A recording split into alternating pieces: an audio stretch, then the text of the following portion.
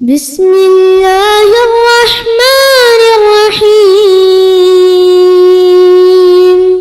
شهر رمضان الذي أنزل فيه القرآن هدى للناس وبينات من الهدى والفرقان குறித்த செய்திகளை பார்த்தோம். அதில் இன்னைக்கு ஒரு சகோதரர் குறித்த செய்திகளை பார்த்தோம். அதில் இன்னைக்கு ஒரு சகோதரர் வந்து ஒரு கேள்வி கேட்டாங்க.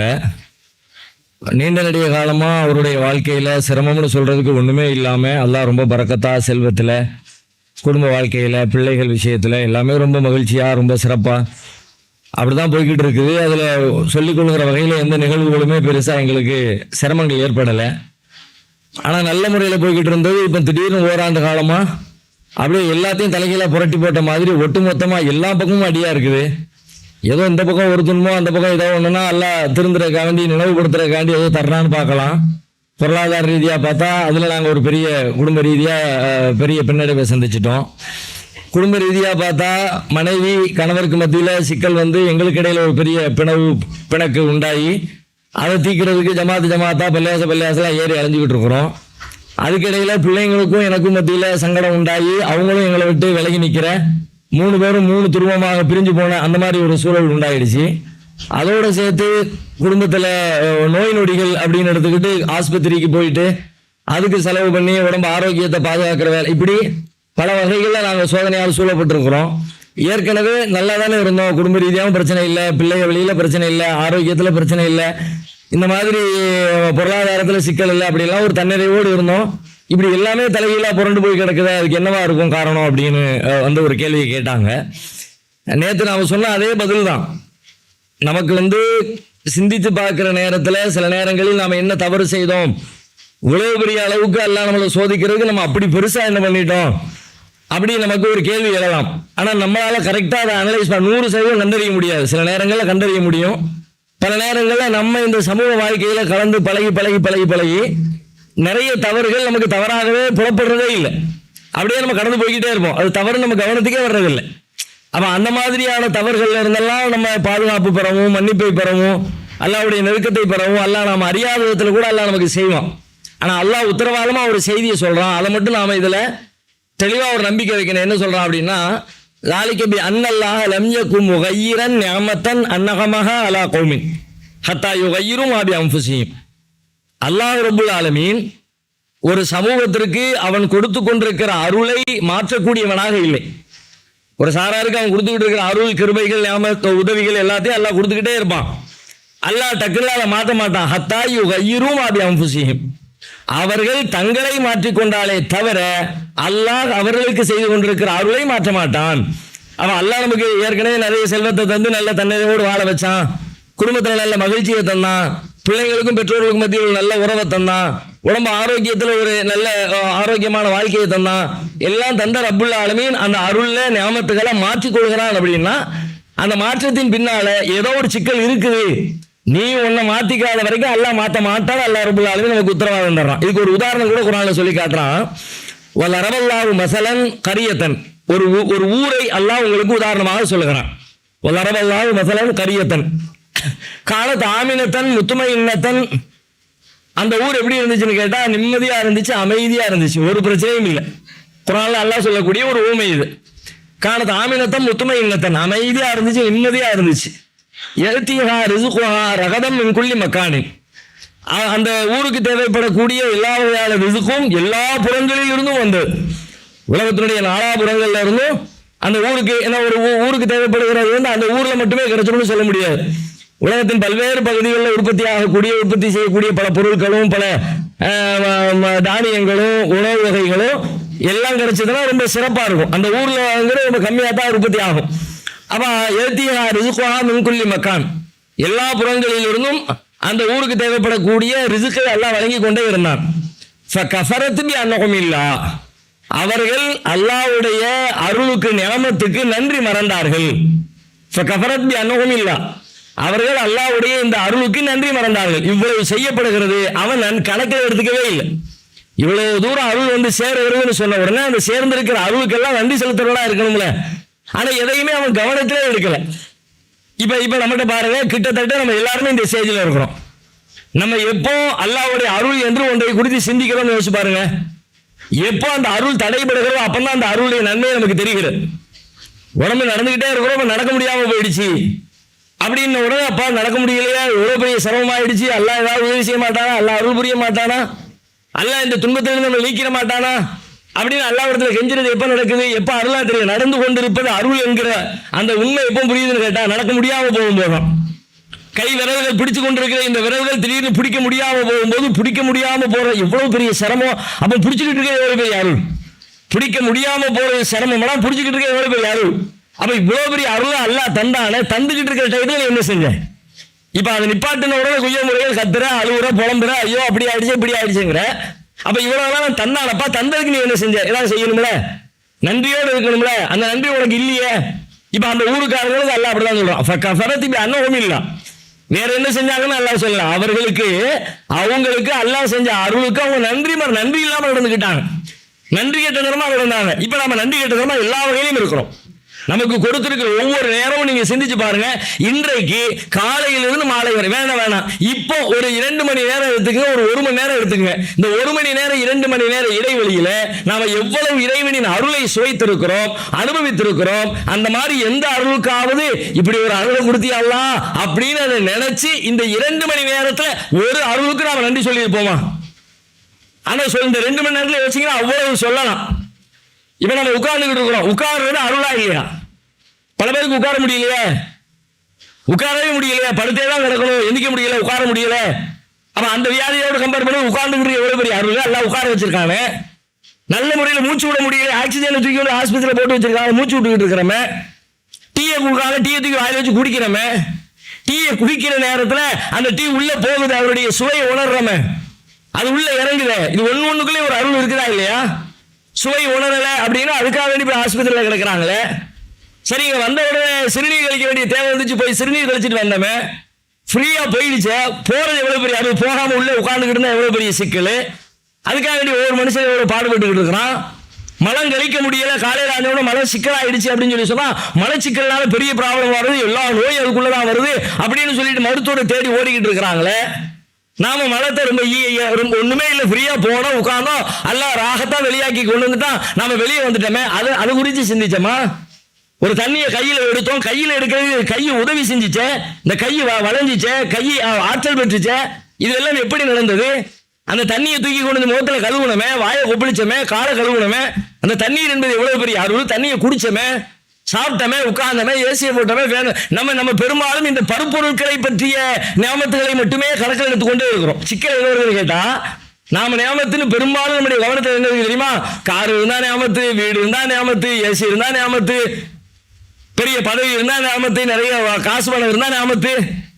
அதை தாண்டி ஒருத்தர் சும்மா இருந்தாலும் அவன்கிட்ட லட்ச நியமத்து இருக்குதே. அவனுடைய விரல் மூட்டுக்கு அசைகிறது ஒரு பெரிய நியமத்து இல்லையா? கையை தூக்குறல, அல்லாஹ்வுடைய ஆற்றலும் அல்லாஹ்வுடைய அனுமதியும் அல்லாஹ்வுடைய உதவியும் இல்லாமல் என் கை இப்படி உயர முடியுமா? இப்ப இந்த ஒரு 1 மணி நேரம், அரை மணி நேரம், 5 நிமிஷம், இந்த 5 நிமிஷத்துல அல்லாஹ்வுடைய அவ்வளவு அருளை நாம சந்திச்சுக்கிட்டு இருக்கிறோமே, இதுக்கெல்லாம் நாம அல்லாஹ்வுக்கு நன்றி செலுத்துறோமா? அப்ப நமக்கு தெரிய மாட்டேங்குது. பாத்தீங்களா, நம்ம என்ன மிஸ்டேக் பண்றோம்? நம்ம இதெல்லாம் நம்ம தப்பு பட்டியலே வைக்கல, நம்ம இதையெல்லாம் பிழைங்கிற பட்டியலே வைக்கல. ஆனா அங்க அல்லாஹ் என்ன சொல்றான்? அல்லாஹ் எல்லாத்தையும் கொடுத்தான். காலத்தை ஆமினத்தை முத்துமை இன்னத்தன் நிம்மதியா இருந்துச்சு, அமைதியா இருந்துச்சு, எல்லா இடங்கள்ல இருந்து ரிஸ்க் வந்துச்சு. கஃபரத்துபி அன்னஹும் இல்லா, அல்லாஹ்வுடைய அருளுக்கு நன்றி செலுத்த மறந்தாங்க.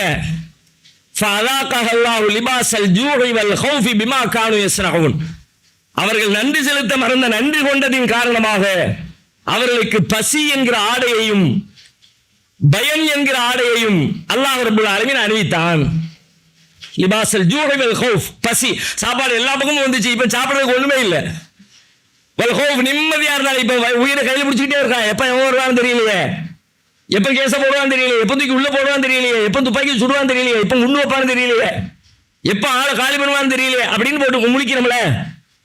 அப்ப நாம இயல்பாக அல்லாஹ்வுக்கு நன்றி செலுத்தக்கூடிய மறைக்கிற பொழுது அது அல்லாஹ்விடமிருந்து ஆட வந்துகிட்டே இருக்கும். அல்லாஹ் சொல்றான், இன்னல் இன்சான லி ரப்பிஹி லகனூத். அந்த சூறாவை ஒரு முறை படிச்சு பார்க்கணும் குர்ஆன்ல.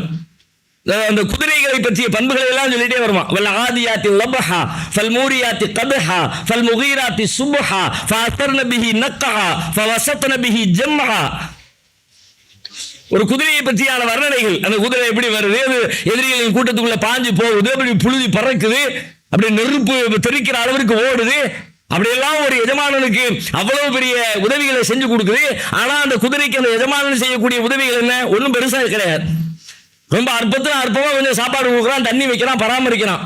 இந்த மிக குறைந்த காரியத்திற்கு அது ஆற்றுகிற உதவி, பிரதிபலன், கைமாறு ரொம்ப பெருசா இருக்கிறது. சொல்லிட்டு இதையெல்லாம் சொல்லிட்டு இந்த குதிரையின் பண்புகளை சொல்லிட்டு, இன்னல் இன்சான ரப்பிஹி லகனூத், மனிதன் தன்னை படைத்த இறைவனுக்கு நன்றி கெட்டவனாக இருக்கிறான்.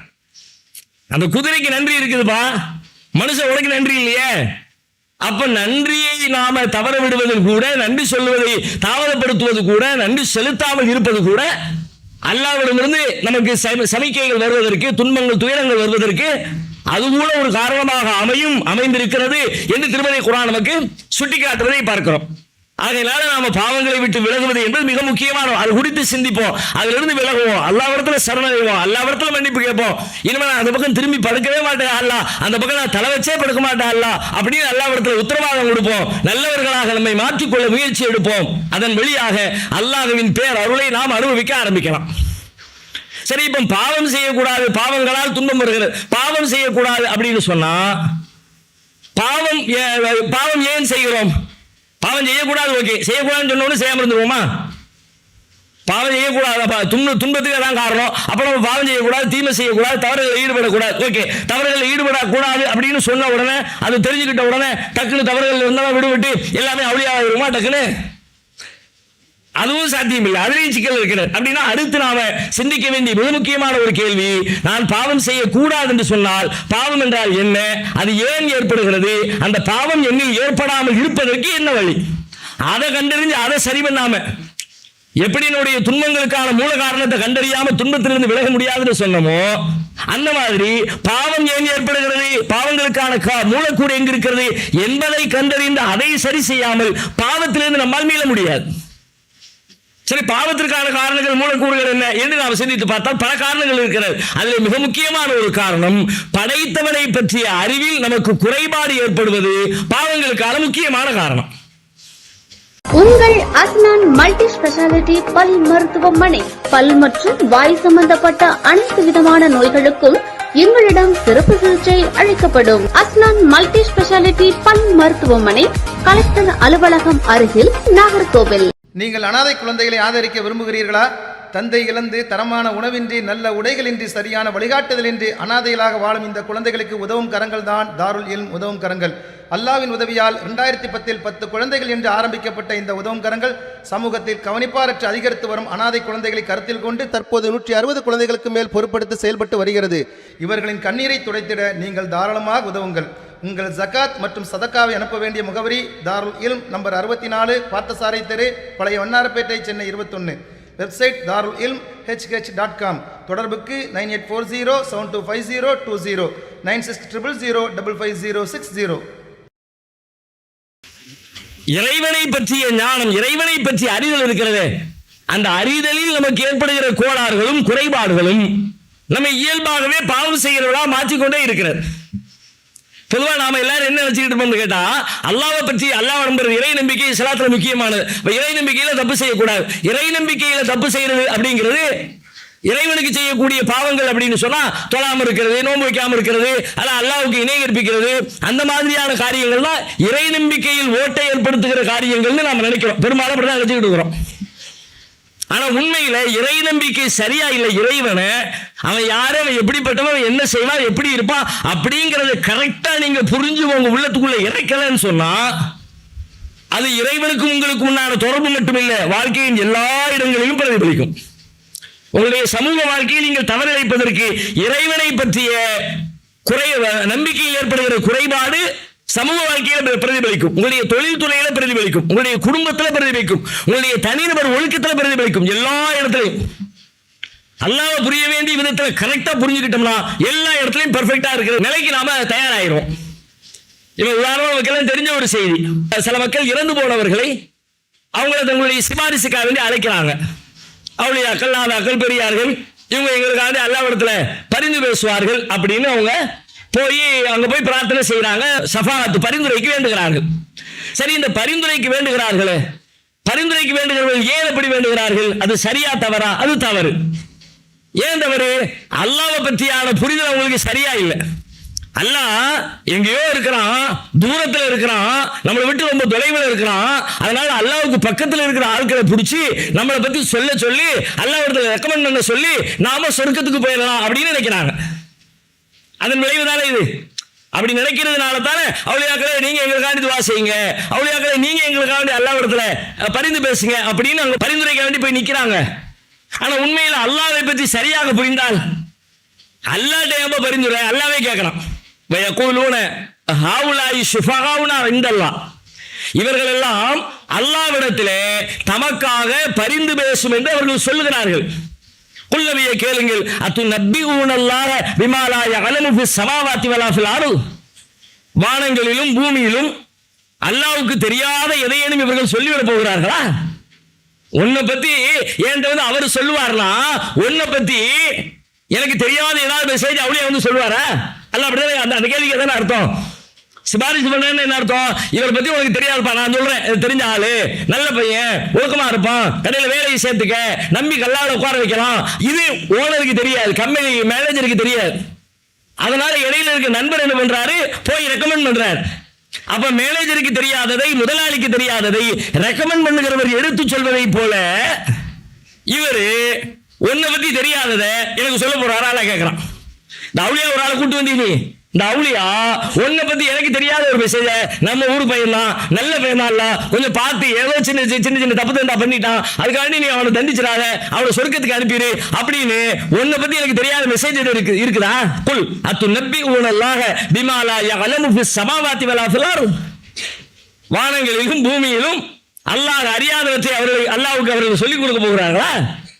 அப்ப அல்லாஹ்வுக்கு அறியாத எதுவுமே இல்லை, எல்லாம் தெரியும். என்ன பத்தி இன்னும் அவுட் மொத்தமும் தெரியும், ஆதி முதல் அந்த வரைக்கும் தெரியும். என்ன பத்தி எனக்கு தெரியாததெல்லாம் அல்லாஹ்வுக்கு தெரியும். நாளைக்கு நான் எப்படி இருப்பேன் எனக்கு தெரியாது, அது அவனுக்கு தெரியும். மரணத்துக்கு பிறகு நான் என்ன அவன் எனக்கு தெரியாது, அவனுக்கு தெரியும். சொர்க்கம் போவனா நரகம் போவனா எனக்கு தெரியாது, அவனுக்கு தெரியும். எனக்கே தெரியாததை கூட அறிந்து வைத்திருக்கிற இறைவனுக்கு என்னை பற்றி ஒருவர் அறிமுகம் செய்ய போகிறார் என்றால், அப்ப இந்த பிழை எதனால் இருந்தது? இந்த பிழையினுடைய பின்னணி என்ன அப்படின்னு பார்த்தா, அல்லாஹ் எப்படிப்பட்டவன், அவனுக்கு என்னவெல்லாம் தெரியும், அவனுடைய பின்புலம் என்ன, ஆற்றல் என்ன, அறிவு என்ன என்று தெரியாத காரணத்தினால் இந்த பிழை ஏற்படுதுல. இதே மாதிரி அல்லாஹ்வை பத்தியான எங்கெல்லாம் தப்பா நம்ம நம்பிக்கிறோமோ அங்க எல்லா பிழைகள் நிகழும். இப்ப வியாபாரத்தை ஒருத்தர் மோசடி பண்றார், பொய் பேசுறாரு, ஏமாத்துறாரு, காசு நிறைய சம்பாதிக்கணும், பொய்யான ஒரு மோசமான சரக்கு வித்து நல்ல சூப்பர் சரக்குங்கிறாரு. கஸ்டமர் தலையில எப்படியாவது கெட்டிட்டா போதும், நமக்கு லாபம் கிடைச்சிடும் நினைக்கிறாரு. அப்படி ஒருத்தர் சம்பாதிக்கிறார். இப்படி அவர் சம்பாதிப்பதனுடைய நோக்கம் என்ன, காரணம் என்ன? நிறைய சம்பாதிக்கணும், இப்படி எல்லாம் சொன்னா தான் முடியும். இதுதான் இந்த உலகத்துல திறமை. இந்த திறமையை பயன்படுத்தி இந்த மாதிரி போய் பேசி உள்ள ஒண்ணு வெளியே ஒண்ணு அப்படி மாத்தி சொல்லி வச்சோம்னா நாம நிறைய சம்பாதிச்சிடலாம், நமக்கு நிறைய வருமானம் வந்துடும் நினைக்கலாம். இது அல்லாஹ்வோடு எப்படி சம்பந்தப்படுகிறது அப்படின்னு பார்த்தா, அல்லாஹ் தன்னை பற்றி சொல்லுகிறான், அல்லாஹ் யப்சுத்துர் ரிஸ்க லிமன் யஷாஉ வ யக்திர். அல்லாஹ் அவன் தான் நாடியவர்களுக்கு செல்வத்தை விசாலமாக வழங்குகிறான், அவன் தான் நாடியவர்களுக்கு செல்வத்தை சுருக்கிக் கொள்கிறான். ஒருத்தருக்கு பொருளாதாரத்தை நல்ல கொடுக்கறதும் சரி, ஒருத்தர் கம்மியா சம்பாதிக்கிறதும் சரி, எல்லா வேலையும் அவன் தான் செய்யறான் அப்படின்னு அவனை நம்பினோம்னா, இப்ப இந்த வியாபாரத்துல போய் பேசினாதான் எனக்கு லாபம், இந்த மாதிரி உள்ளடி வேலை பார்த்தாதான் எனக்கு லாபம், போலியான சரக்கு ஒரிஜினல் சரக்குன்னு வித்தாதான் லாபம், எப்படி செய்வார் அவரு? அல்லாஹ்வை பற்றி சரியான புரிதல் உள்ள இருந்துச்சுன்னா, இது எனக்கு வியாபாரத்தை தரல, இது எனக்கு லாபத்தை தரல, அல்லாஹ் எனக்கு தர்றான், அல்லாஹ் தான் தர்றான், எப்படியோ தருவான். ரப்புல் ஆலமீன் அவன் தான் எனக்கு தருவான். ரசூலுல்லாஹ் சொல்றாங்க, லவ் அன்னக்கும் தவக்கலூன அலல்லாஹி ஹக்க தவக்குலிஹி, நீங்கள் அல்லாஹ்வை நம்பிக்கை கொள்ள வேண்டிய முறைப்படி நீங்கள் நம்பிக்கை கொண்டால், ல ரஸகக்கும் கமா யர்ஸுகு தைர், ஒரு பறவைக்கு உணவளிப்பதை போல அல்லாஹ் உனக்கு உணவளிப்பான். எப்படி பறவைக்கு உணவளிக்கிறார்? காலையில் வெறும் வயிற்றோடு செல்கிறது, மாலையில் வயிறு நிரம்பி திரும்புகிறது. அதுபோல எந்த ஏற்பாடும் இல்லை, எந்த வாய்ப்பு வசதியும் இல்லை, எந்த திட்டமிடுதலும் இல்லை. ஆனாலும் காலியா போனது தேவை நிறைவேறி வீட்டுக்கு கூட்டுக்கு வர்றது மாதிரி நீ ஒண்ணுமே இல்லாம எம்டிஆர் தான் சரி, அல்லாஹ்வை நம்பு, அல்லாஹ் உனக்கு தருவான். இப்ப இந்த நம்பிக்கை இருந்துச்சுன்னா போய் வருமா? இந்த நம்பிக்கை இருந்தா ஏமாத்து வருமா? ஏமாத்தினா சம்பாதிச்சிடலாம், பொய் பேசினா சம்பாதிச்சிடலாம், கஸ்டமர் தக்க வச்சா சம்பாதிச்சிடலாம், மெயினான இடத்துல கடையை போட்டா சம்பாதிச்சிடலாம். எத்தனை பேர் போட்டு ஒண்ணு ஆகலையே, போனி ஆகலையே. அப்படியானால் நம்முடைய பாவங்கள் எங்கிருந்து நிகழ்கிறது என்று பார்த்தால் அவருடைய மேஜர் பாயிண்ட் அல்லாஹ்வை பற்றிய புரிதலில் தான் இருக்கிறது. ஒருவன் கர்வம் கொள்கிறான், பெருமை அடிக்கிறான், ஆணவத்தில் திகழ்கிறான். அவனை பார்த்து நம்ம எல்லாரும் பெருசா கோவப்படுறோம், எரிச்சல் படுறோம். இந்த கர்வத்தின் பின்னணி என்ன? அல்லாஹ் ஏதோ ஒரு வகையில் அவனுக்கு ஒரு உயர்வை கொடுத்துருப்பான். அவனுடைய உடல் திரகாத்திரத்தில், அவனுடைய அறிவுல, அவனுடைய பேச்சுல, அவனுடைய செல்வத்துல, அவனுடைய அழகுல, ஏதோ ஒண்ணுல மற்றவங்களை விட கொஞ்சம் ஒருபடி மேலா இருப்பான். அப்படித்தானே கர்வம் வருது. மற்றவங்கள்ட்ட இல்லாதது இவன்ட்ட இருக்குன்னு நினைக்கும் போது ஒரு ஆணவம் வருது. இப்போ இந்த நல்ல யோசிச்சு பாருங்க, இந்த ஆணவத்தின் பின்னணியில் இருக்கிறது அவனுடைய பிழை மட்டுமல்ல, அவன் தன் இறைவனை பற்றிய தவறான புரிதல் இதற்குள்ளே இருக்கிறது. எப்படி இருக்கிறது? நான் எனக்கு ஒரு ஆற்றல் இருக்கிறது, ஒரு செல்வம் இருக்கிறது, ஒரு உயர்வு இருக்கிறதுன்னு சொன்னா அந்த உயர்வு என்னால் எனக்கு நானே உண்டாக்கி கொண்ட உயர்வா அல்லது என் இறைவன் எனக்கு கொடுத்த உயர்வா? உலகத்துல உன்னை வந்து சேர்கிற எல்லாம் அவன்கிட்ட இருந்துதான் வருது. அவன் தான் கொடுக்கிறான், அவன் தான் செல்வத்தை கொடுத்தான், அவன் தான் அறிவை கொடுத்தான், அவன் தான் ஆற்றலை கொடுத்தான், அவன் தான் எல்லாத்தையும் கொடுத்தான், அவன் தான் கொடுத்தான், அவன் தான் கொடுத்தான், அவன் தான் கொடுத்தான் அப்படின்னு நம்பும் பொழுது நான் தான் பெரிய ஆள் எப்படி வரும்? அப்ப அவன் தான் செஞ்சாங்கிறது சரியா உட்காரலாட்டி ஆட்டம் காணும் பொழுது கர்வம் வந்துடுது. அறிவாளிகளுக்கு கர்வம் வரும்னா ரசூலுல்லாஹ் ஏன் வரல? அறிவாளிகளுக்கு கர்வம் வரும்னா நபிமார்களுக்கு ஏன் வரல? அந்த அறிவு சரியா இருந்துச்சு. என்ன அறிவுனா, என்கிட்ட என்னப்பா இருக்குது, பெரிய புகழ்ச்சிதான். இந்த புகழ்ச்சியை நான் எங்க செஞ்சேன்? அல்லாஹ் செஞ்சான். மக்கா வெற்றி முடிஞ்சிருச்சு. ரசூலுல்லாஹ் பெரிய போர் படை தளபதியாக மக்காவிற்குள்ளே பிரவேசிக்கிறார்கள். உள்ளே நுழைகிற பொழுது நபிகளார் சொன்ன வார்த்தை வரலாற்றிலே பொன்னெழுத்துக்களால் பொறிக்கப்படுகிற வார்த்தை, லா இலாஹ இல்லல்லாஹு வஹ்தா வஸதக வஅதா வனஸர அப்தா வஅஸ்ஸ ஜுந்தா வஹதமல் அஹ்ஸாப வஹ்தா. வணக்கத்திற்குரியவன் அல்லாஹ்வை தவிர வேறு யாரும் இல்லை. வஸதக வஅதா, அவன் கொடுத்த வாக்குறுதியை அவன் உண்மைப்படுத்தி இருக்கிறான். நான் ஜெயிச்சிட்டேன்னு சொல்லல. அவன் சொன்னா ஒரு நாள் நபியே உங்களை மக்காவுக்கு திரும்ப அனுப்புவோம், நீங்க பெரிய வெற்றி பெறக்கூடிய ஆளா மாறுவீங்கன்னு சொல்லி இருந்தான். இப்ப ரசூலுல்லாஹ் சொல்றாங்க, நான் என்னப்பா வஸதக வஅதா, அவன் கொடுத்த வாக்கை அவன் உண்மைப்படுத்தி இருக்கிறான். வனஸர அப்தா, அவனது அடிமைக்கு அவன் உதவி செய்திருக்கிறான். வஅஸ்ஸ ஜுந்தா, அவனது படைக்கு அவன் கண்ணியம் கொடுத்திருக்கிறான். வஹதமல் அஹ்ஸாப வஹதா, எதிரி படையினரை அவன் மட்டுமே தனித்து நின்று அழித்திருக்கிறான். கடைசி வார்த்தை கேளுங்க. நம்ம என்ன சொல்லலாம்? நம்ம படம் நம்ம போய் அடிச்சு கால் துவம்சம் பண்ணிட்டோம்ல. ரசூலுல்லாஹ்வுடைய வாயிலிருந்து என்ன வருது? வஹதமல் அஹ்ஸாப வஹதா, எதிரி படையினரை அவன் மட்டுமே தனித்து நின்று அழித்திருக்கிறான். நானும் சேர்ந்துக்கிட்டேன் கூட இல்லை, அவன் தான் இல்லை. எங்க இருந்து கர்வம் வருங்கிறேன்? அவனை பற்றி புரிய வேண்டியது புரிந்தால் கர்வத்துக்கு வேலை இல்லை, பொறாமைக்கு வேலை இல்லை, காழ்ப்புணர்ச்சிக்கு வேலை இல்லை, துரோகத்துக்கு வேலை இல்லை. பொறாமையா வருது? பொறாமை எப்படி வருது? ஏப்பா அவனுக்கு இவ்வளவு ஆளு, என்னமா அவனே சம்பாதிச்சுக்கிட்டானா? அதுவும் அவன் தாங்களா?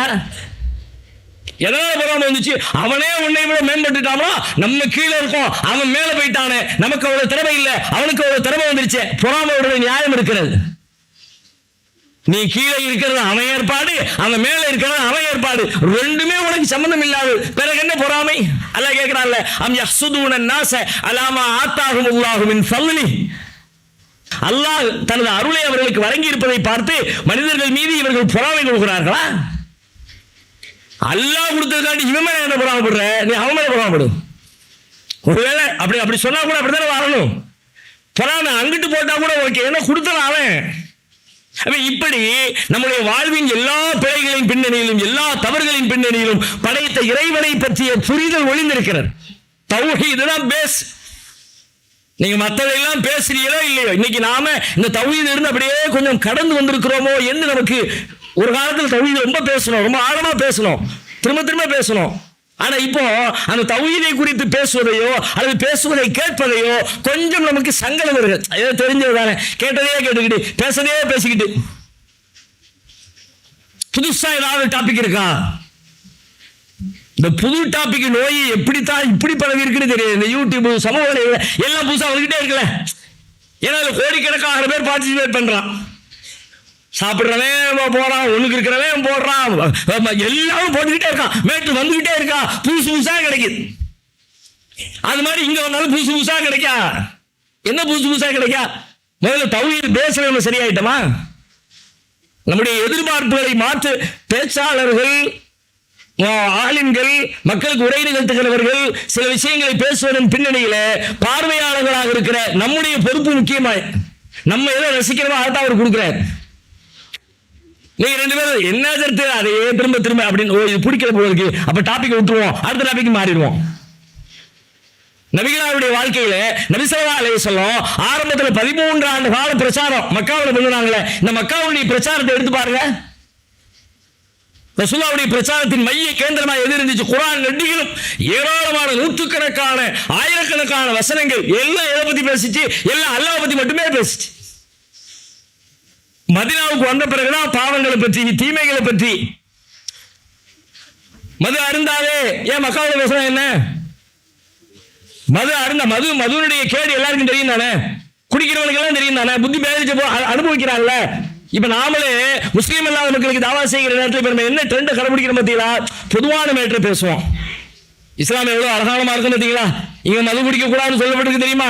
இங்க திருடினா கைவிட்டு சொல்லப்பட்டிருக்கு தெரியுமா? இங்க அந்த நல்லறம் சொல்லப்பட்டிருக்கிறது, நல்ல ஒழுக்கங்கள் சொல்லப்பட்டிருக்கிறது.